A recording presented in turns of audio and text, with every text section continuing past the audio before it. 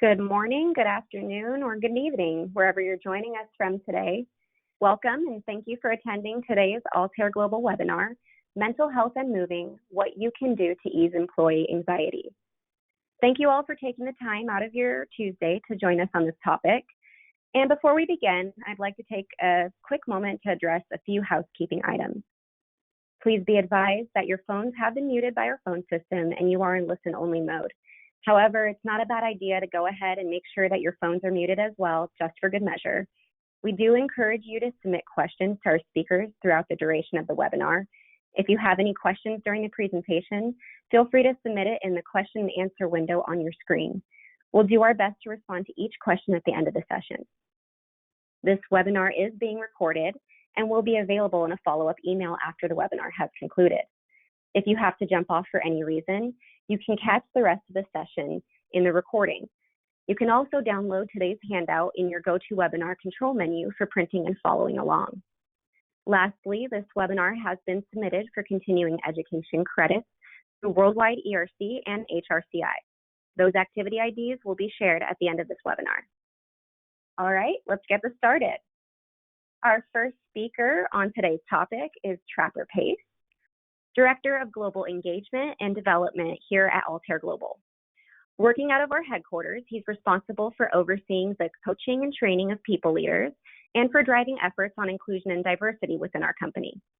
Additionally, Trapper is currently working on his doctorate in organizational leadership with an emphasis on positive psychology, which I'm sure will prove insightful in today's discussion. Trapper, welcome and thank you for joining today. Thank you, Sarah. Glad to be here. I'm also very excited that I get to now introduce my colleague for the webinar, Tricia Sirois.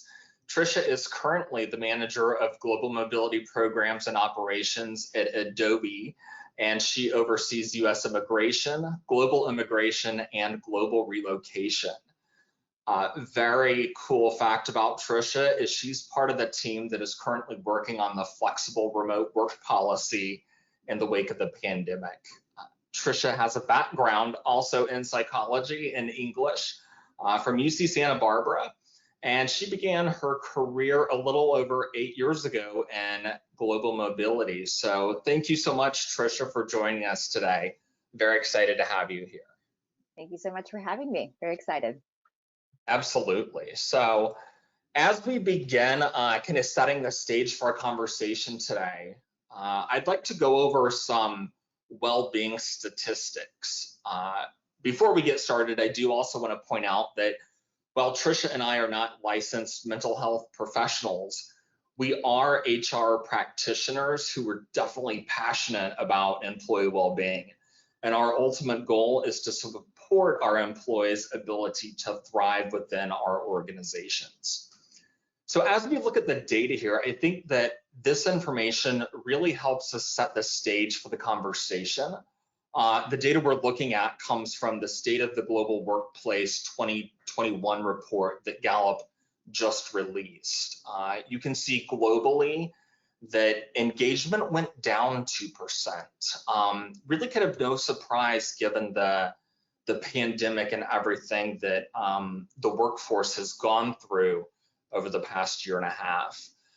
We did see an increase in daily stress. In 2019, that was right at 38%. In 2020 globally, that went up to 43%.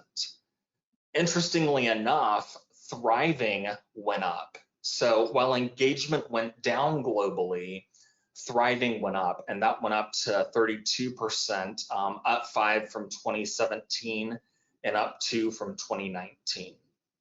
I also want to call attention to the US and Canada statistics that you see there as well. 57% of US and Canadian individuals expressed that they had a high increase in stress that's actually up 14% over the global average. Also interesting, engagement increased in the US and Canada. As we look at Western Europe, we see that 55% of Western Europe considered themselves to be thriving, which is definitely above the 32% initially documented for the global thriving number. Western Europe continued to have low engagement, right at around 11%. Interestingly, though, they had a nominal rise in negative emotions. So the stress and anger decreased, whereas in the US and Canada, it did increase. And I do want to call out those individuals down at the very bottom. It's the daily stress increase for working women in the US and Canada increased 11%, whereas in Western Europe, it actually decreased 6% down to 41%. So as we can see with these numbers, I think the data definitely identifies the impact of well-being on the workforce and how that contributes to the varied levels of engagement, productivity, and the ability for the workforce to thrive. Keep in mind that while there is no overarching global metric for well-being, thankfully Gallup in May announced that they're going to, for the next 100 years, provide an annual state of net thriving to help organizations create a common language and a common metric to also then begin setting benchmarks to develop best practices. So as we know, support is a key resource for well-being. And I think, through our conversation, Tricia, I would love for you to walk us through some of the foundational support services that you all have at Adobe and fill us in on some of the secret sauce to well-being at Adobe. Yeah, absolutely. So I think that every company has a different approach to well-being and everything that goes along with it. So I think it's important to, everyone's in a different spot and everyone might be in a different evolution of their company and where their program is. So in case you maybe are newer, a newer company or a newer program and you kind of don't know where to start, wanted to share just some, again, foundational support places you can start where to really build a great program, maybe if you haven't done so in the past. So I'm just going to walk through a few examples of how Adobe specifically has utilized different kinds of support. So starting from the left here, focusing on the emotional, mental, and physical well-being, all sorts of different things that can be done here. But one of my favorite things that Adobe has implemented is the Wellness Reimbursement Dollar Program. So it's actually completely separate from all of the standard benefits, but it's a dollar amount that you can, again, basically reimburse up to a certain amount per year for anything that has to do with wellness. And this is a very broad spectrum of things. So, things that might not necessarily qualify, let's say on the HSA list or maybe on a government list would qualify under this. So for example, I want to take a yoga class. It's going to be good for my well-being. That's something that I can reimburse. I need to start running and get some new shoes, or maybe I need a Fitbit to make sure I'm doing the right thing. All these things are actually reimbursable to the company because it's contributing to my well-being. So it's just a really cool program and just a way to show that there's different ways that you can approach something and it doesn't have to be customized necessarily to every single employee.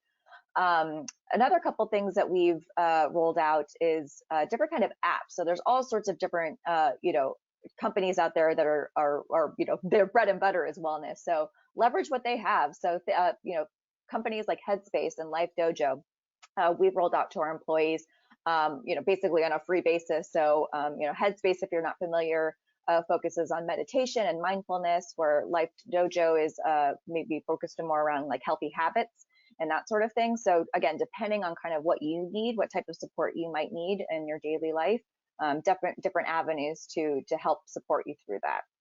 Couple other things here that I won't go through, but as you can see, lots of different ways to go through that. And then the Employee Assistance Program. So this is actually something that we definitely wanted to highlight because I think some companies have a program, some companies don't. And then we were talking, a lot of companies have it and their employees don't know about it. So Right. It's definitely important not only to have these foundational support, components in place, but also making sure that employees know where to find them. But that being said, so if you're not familiar with the Employee Assistance Program, basically it is, a supplemental service that offers counseling services. At Adobe, it includes free therapy sessions. Depending on what's going on, maybe you need some crisis counseling, maybe you just need some referrals, and it doesn't, there's a whole spectrum of the level of support. But just something that you can, through your workplace, but it's not like you're asking work for help, right? It's somebody else that can get you the personal support you might need, regardless of what you might be going through. Time off is super important. So obviously, I think all of us work really, really hard, and working from home, there's the lines between personal and work sometimes become blurred, and time off is almost kind of transformed a little bit because of that, those blurred lines. So just encouraging your employees to take the time that they need, and having programs in place, but again, making sure that the culture supports the fact that yes, you should be taking the time for yourself. You don't need to be going on vacation. You could just be taking a day to stay home and just be and focus on yourself. There's other time off programs that support well-being as well. So at Adobe, we have a sabbatical program, which I know was incredibly popular, 20, 30 years ago, not so much anymore today. But still, actually, for the companies that I've seen use it, and especially at Adobe, it is incredibly valuable. And I think really, it contributes to engagement, to be perfectly honest. There's even, a pretty well-established approach to someone on sabbatical. It's, you don't bother them. You just don't bother them. and that's the way it is. I know that in some other companies, sometimes people go on vacation. It's like, are you really on vacation? Because you're on email every single day.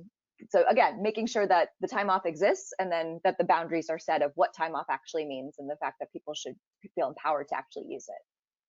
And then another, category I wanted to just touch upon was, again, education and resources.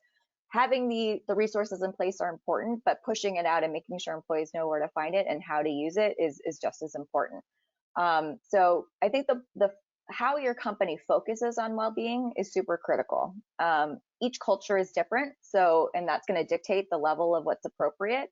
But I would say that, we could argue every company has some, level of employee well-being that they want to promote. I guess it just depends on how much.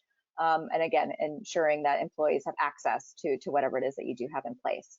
But there's all sorts of different things you can do. So one thing that we actually implemented recently prior to pandemic, but ended up being incredibly helpful, was a Wellbeing Matters speaker series. So all sorts of topics that we can cover that contribute to well-being. So preventing burnout, parenting in uncertain times, persevering through stress, finding joy and creativity, right? They don't always have to be so narrow and specific to work.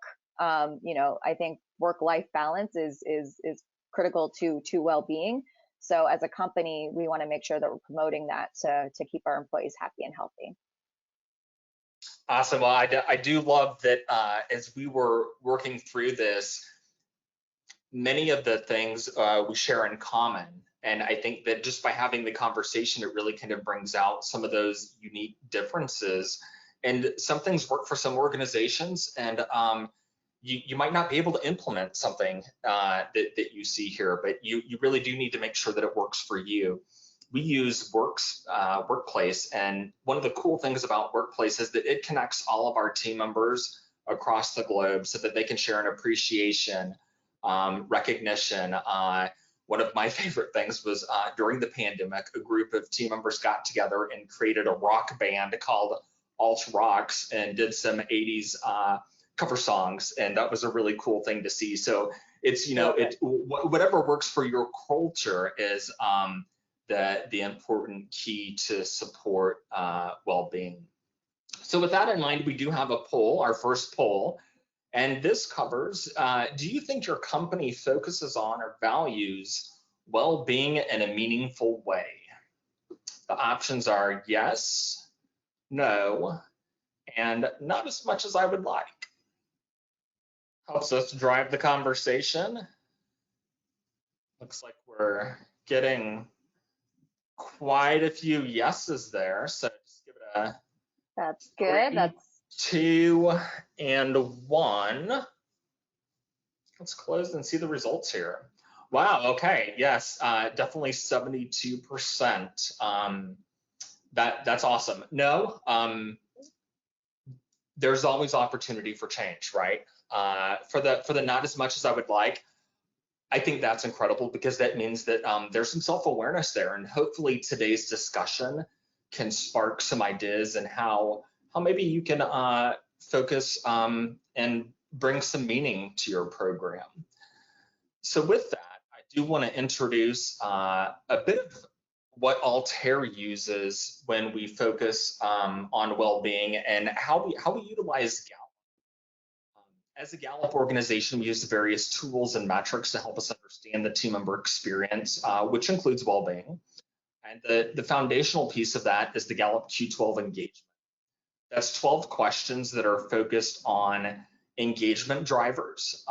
They also focus on positive relationships, positive meaning, and positive communication, which really contribute to the greater sense of well-being that's perceived by employees across the organization.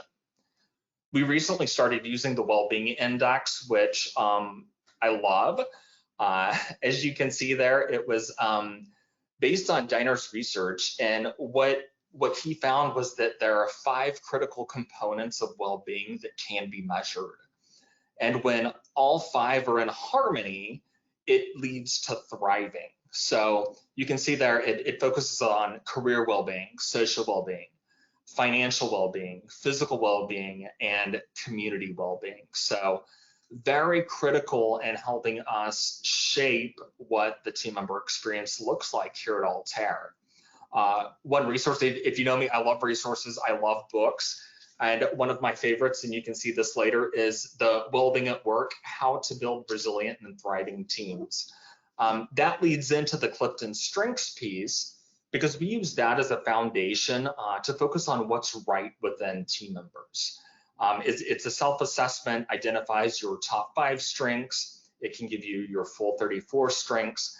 But with this new book that came out this past year on well-being, it helps shift and focus your strengths on each of those 5 critical components. So I can look at the book and use that and say, okay, based on my ideation, how can I have better financial or physical or community well-being and leveraging those strengths? So Trisha, I know that earlier we discussed some of the foundational resources used to support employee well-being. What are some of the ways that Adobe took wellness from good to great during the pandemic? Yeah, so the pandemic was quite an learning experience, is one way to describe it. Probably many other choice words as well. But yeah, so I think that I think having wellness at the forefront during a time like this is incredibly important for an organization to maintain engagement and a happy population, right? So in the previous slide that I was speaking to, kind of walk through what I would call foundational support, or hopefully what you can strive for to have kind of a good baseline for supporting your employees' wellness programs. But some things that Adobe did specifically during the pandemic was focused education. So obviously we had a ton of resources out there for various topics, again, not knowing what people may or may want at certain times. But when pandemic hit, we knew that there were certain themes that we could focus on. So we spent a lot of time curating content for both employees and managers, including a wide variety of topics, again, that would be relevant in normal times, but just were super more important.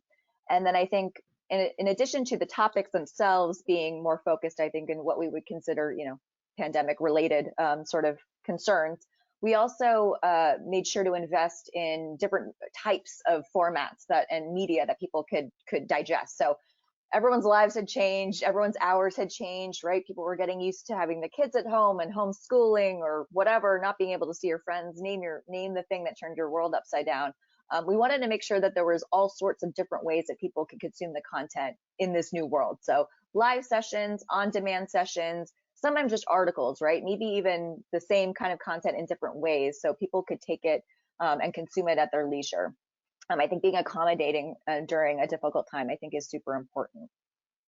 Another thing that we did that I would definitely encourage you to do is expanding scope. So things, depending again on kind of where you are today, there's always things you can do to make things better. So some of the things that Adobe did, for example, I talked about the wellness dollars and how there was, certain things that you could spend it on, and it was, as long as it was health related, it basically flew.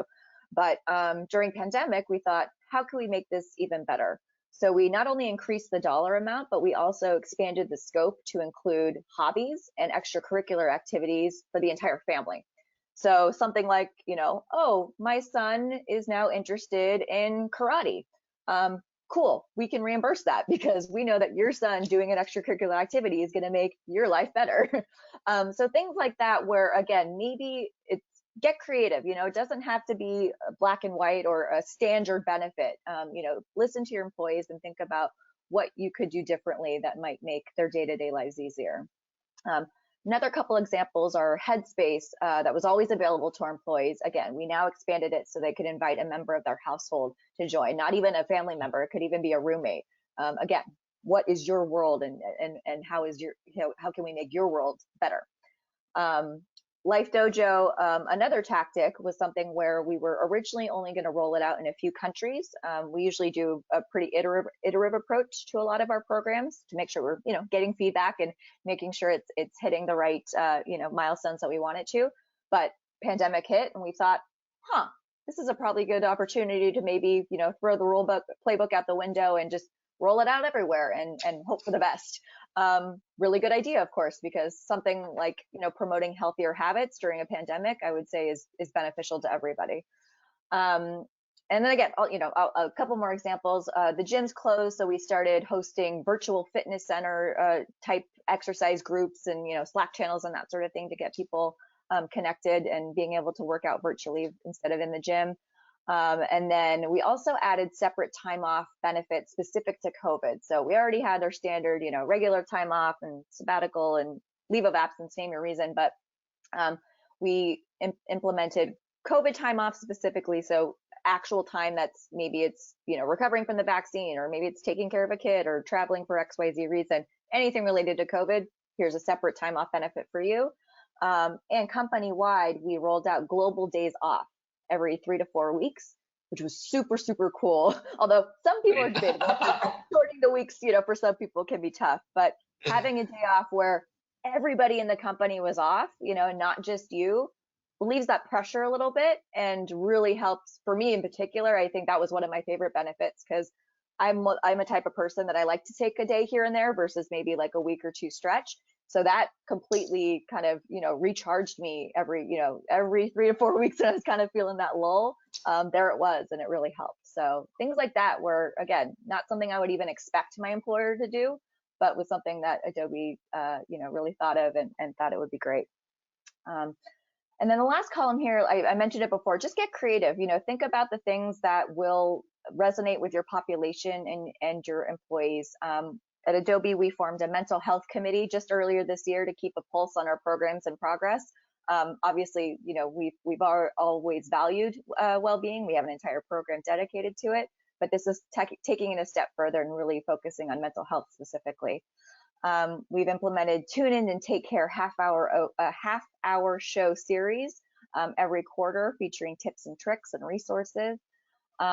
Focusing on topics, again, not necessarily work related, but one of my favorites was the science of energy management, where it gets you thinking about, maybe what time of day you might be more productive. I think, working from home, everyone's patterns changed quite a bit. So being attuned to that sort of stuff can really make a difference.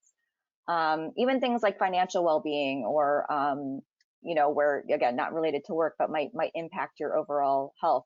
And then even we went so far as to work with our culinary teams to publish a cookbook. We love our cafes, and we had so many employees are upset that we weren't able to, have our delicious food. And so the teams thought, what else can we do? And we put together this awesome cookbook.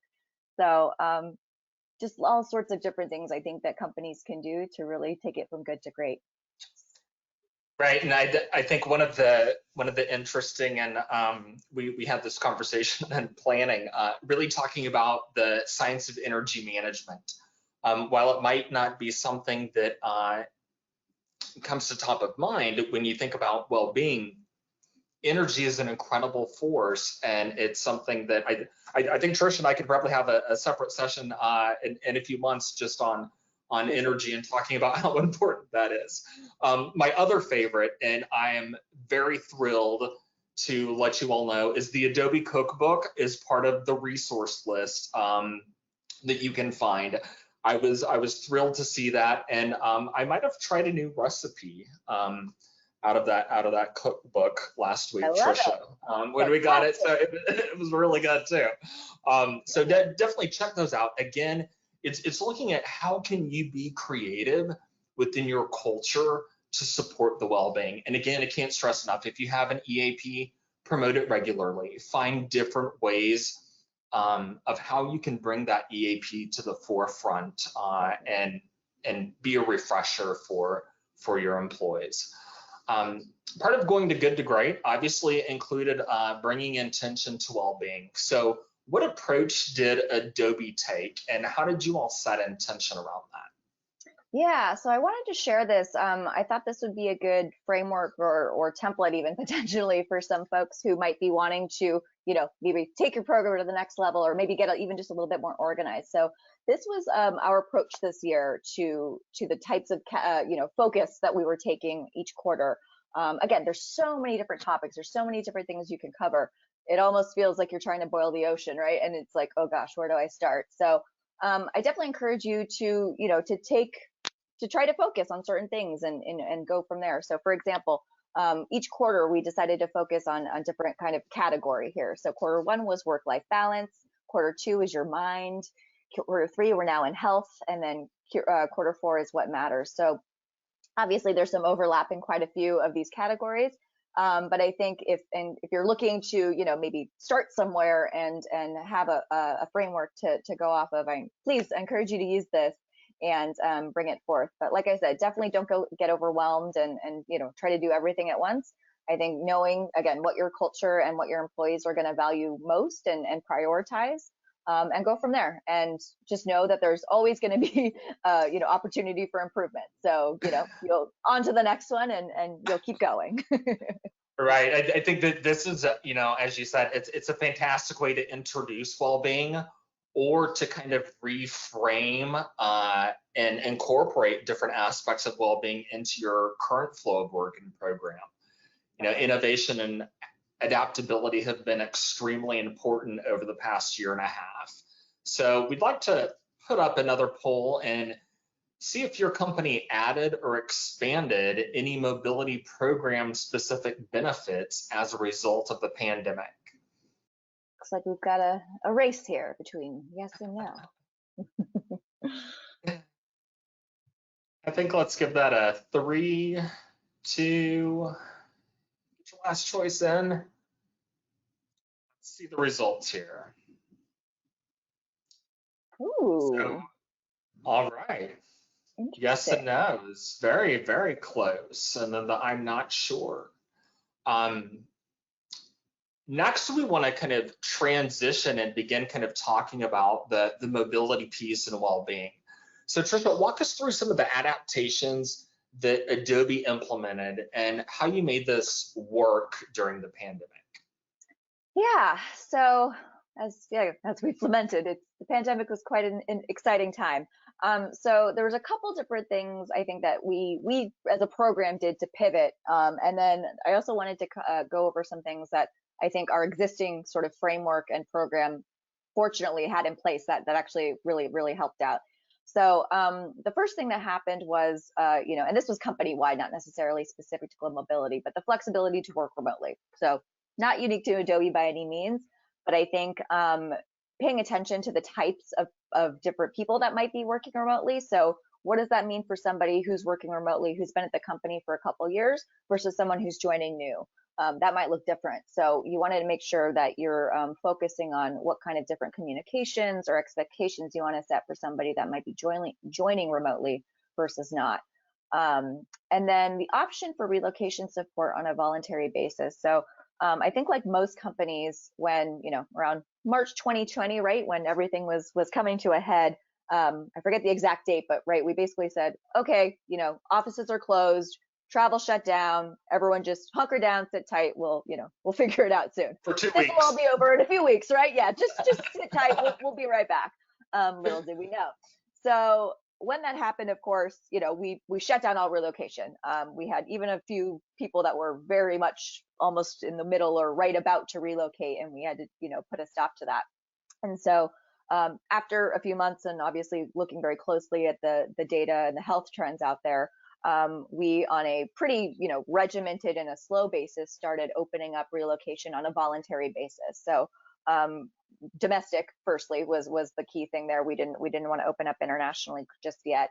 But then eventually we did add some of our cases that had been initiated, over a year ago, into that basis. So again, just allowing people to feel empowered to move at their own discretion, but knowing that in this world, if you didn't want to, you definitely didn't need to, and we'll support you either way. Again, speaking to those individuals who might be moving to join the company, or a new joiner during the pandemic, we gave them an additional grace period to move. So there was a set date for the company to return to the office, or maybe not go into the office, but return to your home location is basically how it ended up. I know a lot of companies are in similar situations trying to communicate that and figure out what that date is. But so we did have that line in the sand, but knowing that, again, so much uncertainty, and then coupled with the fact of, okay, it's not like we're asking someone to go back to their location, we're asking someone to go somewhere new.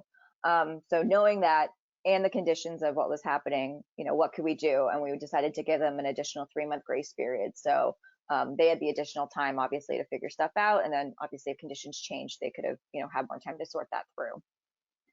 All of this was done basically in part with constant communication. There's from various different sources. We leveraged our vendor partners incredibly throughout this. So thank you, Altair.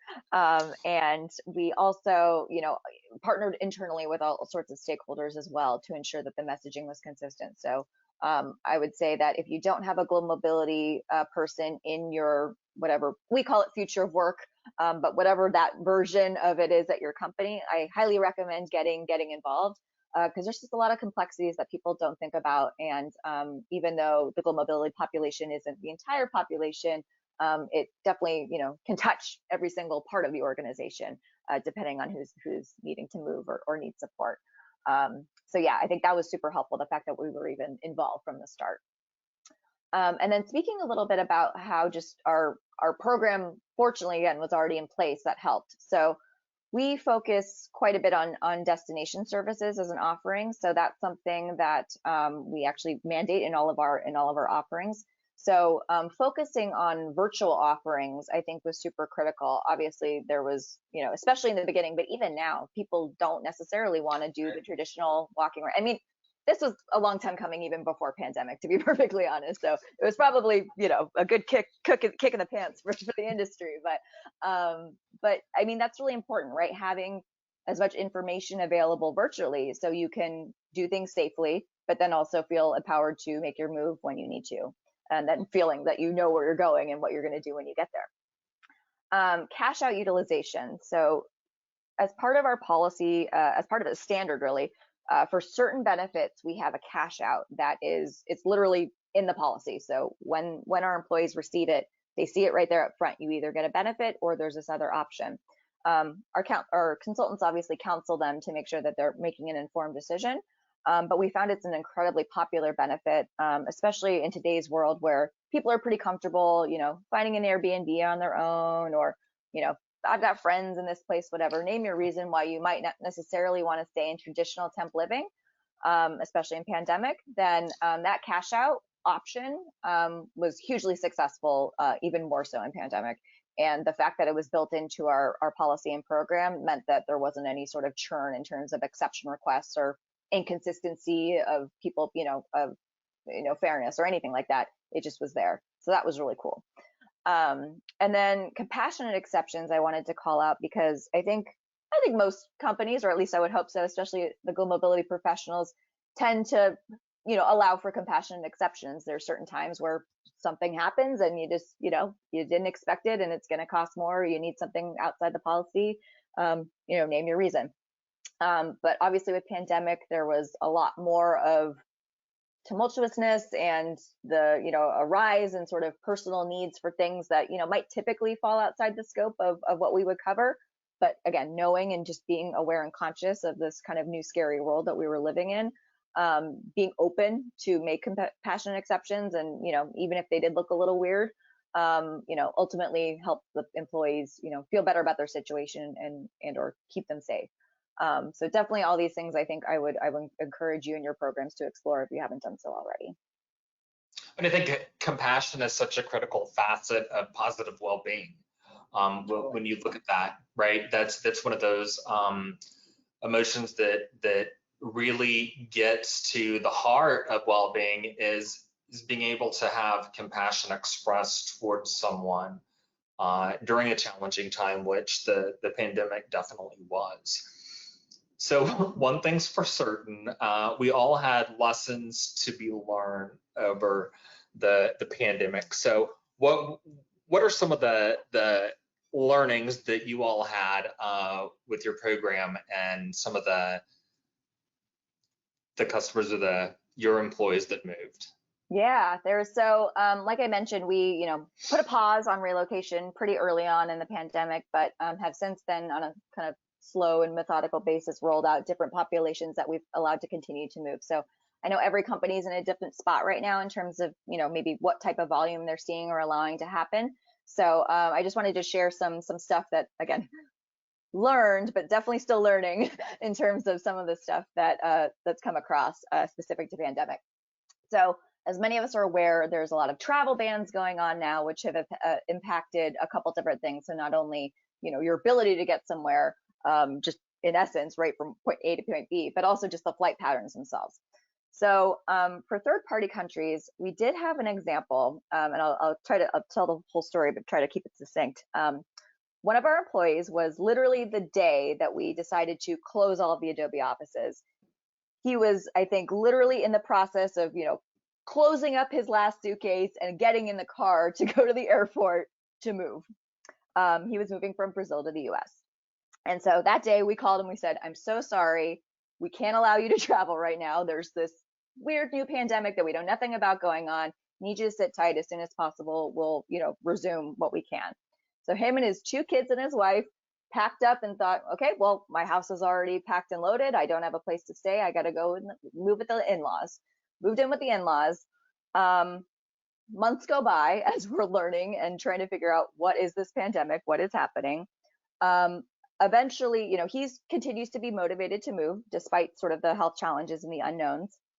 And then the day that we decide, okay, let's grant an exception, security signed off, legal's okay, HR's okay, let's go ahead and, like I said, grant an exception to let him go. That was the same day that the Brazil travel ban was implemented. I don't know how the timing worked out the way it did, but it did. So we were stuck again. Several months pass again. He's still with his in-laws. He's still, he's got 2 young kids, still motivated to move. Eventually came to us a couple months later and said, look, I completely understand what's happening, but I have to move. This is not sustainable anymore. It's impacting much more than my work life at this point. He proposed actually traveling through Mexico to take a vacation, as he put it. So Adobe was not going to be paying for anything related to this trip to Mexico. We were just going to be sort of, keeping in touch with him to make sure that he eventually landed safely in the US. Got it cleared by all the stakeholders that we need to. He took the flight. It went perfectly well. Thank goodness. Obviously, there was, opportunity for things to go wrong. Ended up landing in the US. And then a few weeks later, his family was able to accompany him back. And it was just, I've never seen a more ecstatic employee. The family just was overwhelmed with just the excitement of being there and just after such a long journey finally getting there. And again, I think it was all through just being open to, a balance of what's the right thing to do for this employee, and also how can we keep our employees as a whole kind of safe during this crazy time.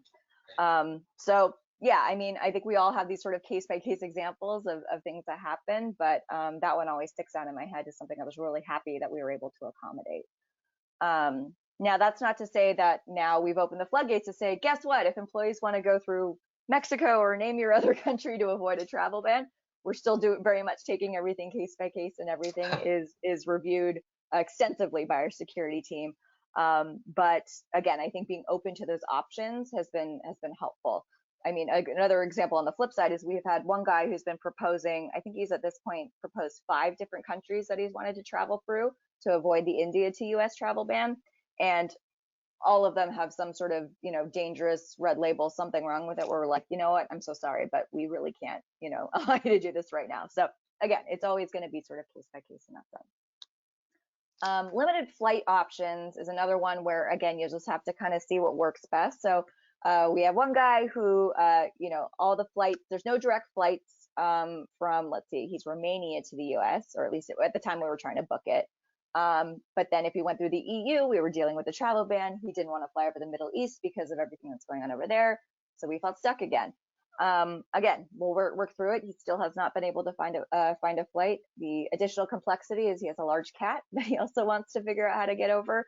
So again, all these things that you can't, you wouldn't be able to predict how to solve that one without working through it individually. So still don't know how that one's going to work out, but we're going to keep working with him. A couple other things that we learned and have been learning is housing support looks a little bit different in the world of pandemic. So just keep in mind that there's going to be certain things that might come up. So for example, we had somebody who moved into their temp living. There's just a couple things wrong with the apartment, nothing major, but needed some fixes, kind of standard stuff, but obviously didn't feel comfortable having anyone come into the apartment. So what did? We did a coordination where we made sure that he was out of the house for a certain period of time. We made sure that the workers could come in and fix whatever they need to during a certain period of time. Not something we would normally probably step in and help to do that extra orchestration, but we felt like it was super critical to the employee experience and ultimately his well-being for us to do that for him. Similarly, I mentioned this before, but virtual tours from destination services providers are super important. But then it's been funny as we've kind of evolved even more into kind of the new normal of pandemic. I've seen it flip back now to people who now they're sick of the virtual and I want the in-person now. So we now need to have both options available, which is good to have in all circumstances. But again, being open to that pivot, I think, is always going to be to your benefit, to be honest.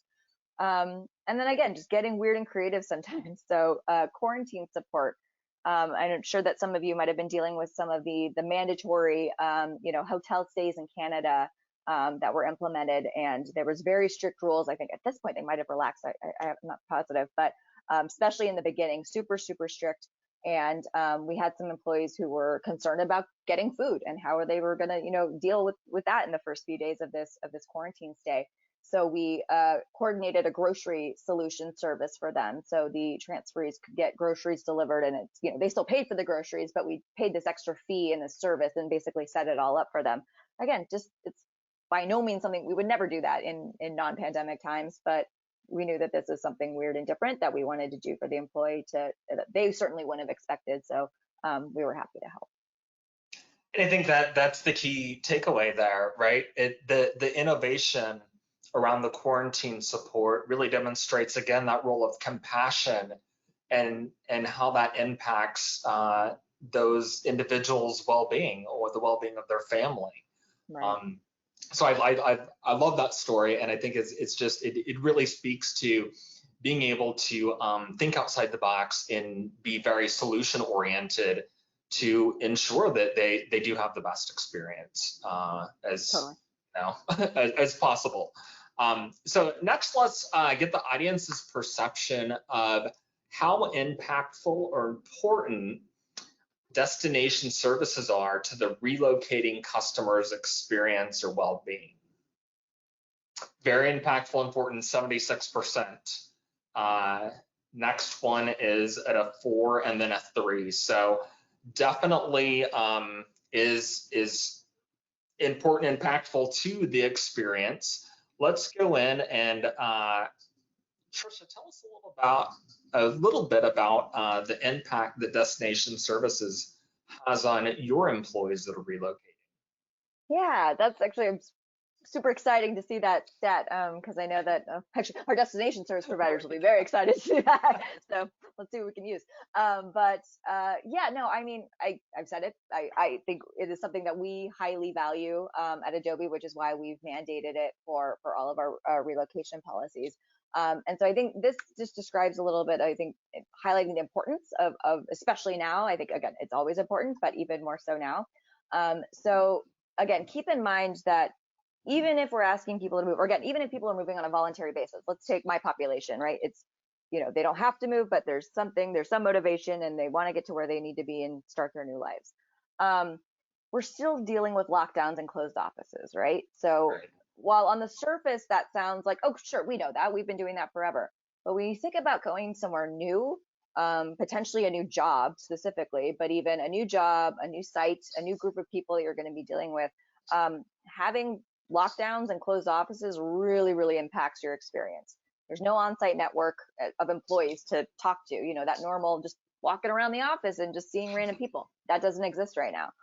New office the culture, right? Just that, you can't even say it, but just that feel of being in the office doesn't exist anymore.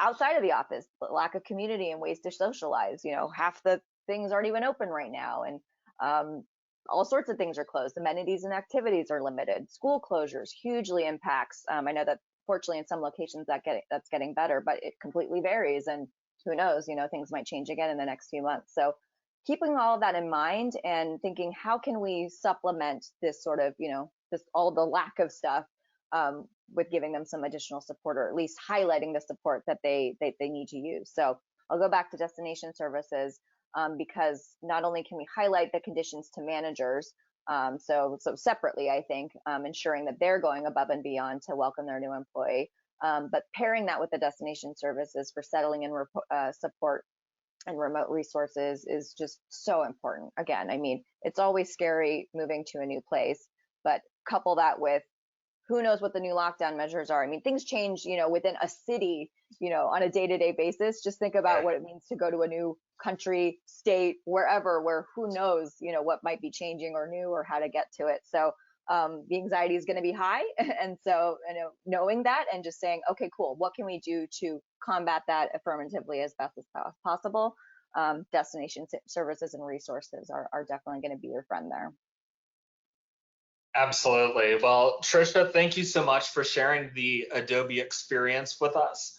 I've learned a good bit from you, so thank you for that. And really just the opportunity to think about how we can impact positive well-being for our employees and for our future employees who will be joining our organizations.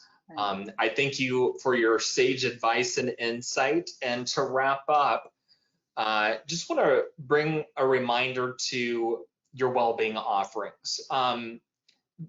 Give yourself an internal audit. Do relocating employees know where to locate the resources? Trisha kind of touched on that. And is it accessible via email? Is it an app that you have? How are those resources available in a just-in-time need? Also, don't forget that incremental success is key. Without a doubt, going back a few slides and being able to use that quarter map. If you'd like to incorporate something, that's a great takeaway to be able to use for quarter programming, or if you'd like to just create a new series. There's a great template based off of what Tricia and her team at Adobe implemented. And then last but not least, thinking about how you measure well-being within your organization. We use Gallup at Altair, and I think that that's one of those important things, is to identify what's that metric and how are you going to be able to understand and then act upon ways that you can support your employees' well-being. So with that, one last slide on resources. I do want to recommend that you review the free resources document that we have. It is downloadable. You can get that in the GoToWebinar control panel. There are some really great resources that we've discussed today, along with the links to the State of the Global Workplace 2021 report by Gallup and the World Happiness Report that recently came out. So with that, I'm going to turn it over to Sarah, our moderator. Thank you, Trapper. Looks like we've had quite a few questions come in. We'll try to answer the ones that we can in this time. And like I said, if your question does not get answered right now, we will follow up in an email afterwards to answer at length. So first up here, how are you all handling home leaves? Are you cashing them out, offering domestic travel instead, rolling overs? And I think Trisha will hand that one to you to answer. Yeah, sure. Happy to answer. That's a great question. And my answer is it's case by case, which unfortunately probably is not what you wanted to hear. But for the most part, yeah, we're evaluating all sorts of different things when it comes to stuff like that. I think so. Our default was no home leave. So let me start there. I would say that we were encouraging folks to either hang on to it or utilize it at a different time, because we were definitely didn't want to encourage people to travel, and especially in the beginning, we had some concerns about, again, booking that travel or paying for that travel or whatever it may be. Now that we're a little bit getting, the pendulum swinging back a little bit, we've been, again, handling any request case by case and from a reasonableness sort of test perspective. And then anything that we didn't feel super comfortable with, the cash out was going to be the best option. So, fortunately, that tends to be a good solution for employees that might feel a little bit boxed in. So that's probably your best bet. But I would definitely say that it depends on a lot of different factors, including the location combination. But we definitely didn't cancel anything out. We didn't take the benefit away. It just more got translated into something new and different. Very good question. Great, thank you. This another one, this might be for you, Trapper. How often do you assess well-being with your employees? Might be for both of you. How often? So at Altair, one thing that we've been doing and have continued doing, part of our CX, our customer experience platform, is through Qualtrics. We use the Qualtrics platform to also assess the team member experience as well. So we do monthly pulse checks to gauge team's well-being and look at that at a local team level and at an organizational level. When it comes to Gallup well-being, that well-being index, we do that once a year, and that really helps us put a stake in the ground and then identify how do we want to navigate kind of what's our strategy for the upcoming year based off of those data that come in, coupled with the monthly pulse checks. Yeah, and I'll speak to what Adobe is doing, because actually I think it's good to know that, as all the programs that we have in place and all the focus we have it, we're not doing something super sophisticated when it comes to the tracking and that sort of thing. We're doing standard surveys, we're doing NPS scores. Again, we just rolled out this mental health committee this year that's, taking a bit of a deeper lens, but, don't reinvent the wheel. Just use what's going to be, again, start small. Incremental success is always going to be key. As long as you're just looking at it in some capacity on a regular basis, I would say, probably, monthly is really great, but quarterly is a great place to start as well. Then you should be in good shape. Right, and that is the key, right? It has to work for your culture. Knowing that you might want to do it on a quarterly basis or even an annual basis, just to get that benchmark if you've never done it before. Oh, totally. That's even a really great piece. You can go a little longer on the assessment to get that foundational benchmark, and then iterate and do it quarterly, monthly, whatever meets the culture. That's a good point, because we definitely incorporate, we have our sort of annual employee survey that covers a variety of topics. So Right. There's certainly, associated questions in there, but, on a maybe more, other regular cadence, we'll do more targeted, smaller ones, and, again, whatever works. That's the key. With compassion. Yeah.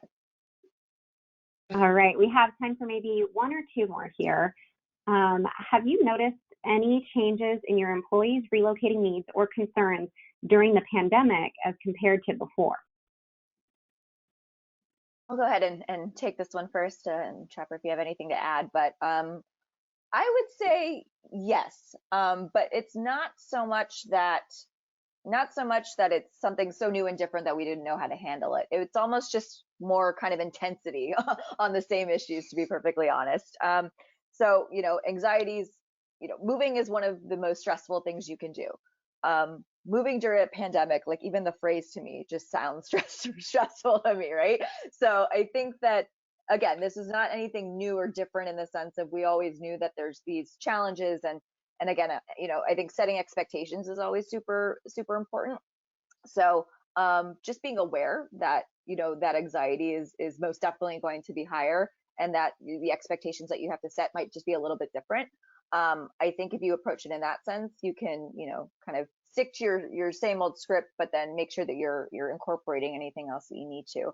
But overall, the needs, like I said, I think are more the same, just a little bit more exaggerated. So, concerns about housing might need more. Concerns about flights might need more emotionally. But I think as long as you're, again, the theme, compassionate about it and listening and being reasonable to what's happening, I think you'll be able to support your employees through it, no problem. Yeah, I think the only other thing that I would add to that, Trisha, was and the importance of communicating, right? You spoke to it earlier, like communicate. That is one of the most critical pieces. You can set the expectation, but then you have to have that constant communication and making sure that, as we know, things can change daily, they could change hourly. And so that really is that piece of connection is critical during this time. Totally. Great point. Okay, I think we have time for about one more here before we close up. Which stakeholders are on the mental health committee? Do I know all of them? Hold on. I was gonna say I'm not in it, so I'm not sure exactly. So I think we've got our. So first of all, we have a well-being, like it's separate from global mobility. It's its own little division department. So I partnered with them actually on a lot of this content. So that's super helpful. So they're obviously driving it. But we have a representative from our EX teams or HR teams, we call them here. Legal for sure. I think actually security might be involved because of just all the COVID related stuff. And then I think there's one other stakeholder, but definitely a lot of the EX kind of our head of our main HR stakeholders. And these are all also, I think, at a VP and above level.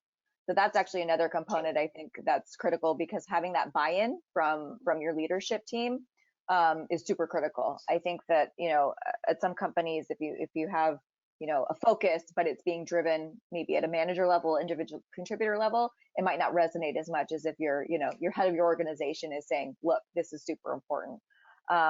So yeah, I guess probably didn't get that answer exactly right, but hopefully it helped. That's great. They said thank you. All right. So it looks like we're just about out of time here. I want to thank you both, Trapper and Tricia, for joining us today. This was very insightful. For everybody joining, we know your time is valuable and we appreciate your attendance in today's webinar. Any of those questions that were not answered in today's presentation will be followed up with by email at a later date. As mentioned previously, this webinar has been approved for HRCI and GMS CRP credit. Those activities are listed here on your screen, as well as in that downloadable handout for your convenience. And from all of us here at Altair Global, we want to thank you once again for attending and have a great day. Thanks, Trapper. Thanks, Tricia. Thank you. Be well, everybody. Thank you so much, everyone.